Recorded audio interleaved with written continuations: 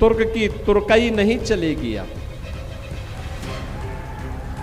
अब नहीं चल सकती है। अब तो संभल में वही होगा जो हरिहर मंदिर का आदेश होगा। अब कोई गरीब पे अत्याचार नहीं कर सकता है, किसी दलित की संपत्ति पर कब्जा नहीं कर सकता है, किसी वंचित के अधिकारों से वंचित नहीं कर सकता है। और यही तो डबल इंजन सरकार ने किया है। याद करिए डबल इंजन सरकार के कार्य। आप आए होंगे, आप देखो ना कितने भव्य भव्य भवन बन रहे हैं। मुख्यमंत्री योगी आदित्यनाथ ने संभल दौरे के दौरान इस बयान के बाद विपक्ष ने सरकार पर समुदाय विशेष को निशाना बनाने का आरोप लगाया।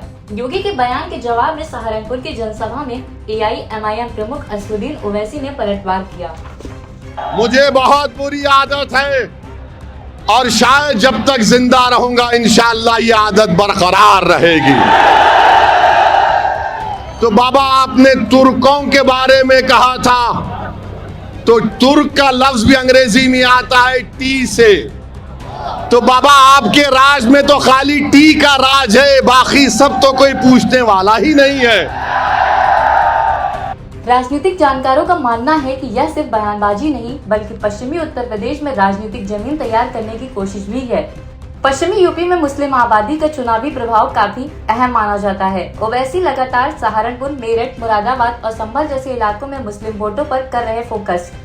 AIMIM की कोशिश है मुस्लिम वोटों में अपनी अलग राजनीतिक पहचान बनाना, समाजवादी पार्टी के पारंपरिक वोट बैंक पर सेध लगाना। 2022 में AIMIM सीट नहीं जीत सकी। निकाय चुनाव में कई स्थानों पर जीत मिली, लेकिन कई सीटों पर विपक्षी वोटों के बंटवारे को लेकर चर्चा में आई। कुल मिलाकर योगी और ओवैसी के बीच बढ़ती बयानबाजी ने 2027 के चुनावी माहौल में गर्माहट पैदा हो रही है। पश्चिमी यूपी में मुस्लिम वोटों की राजनीति और विपक्षी वोटों के बंटवारे को मुद्दा आने वाले दिनों में और गर्मा सकता है।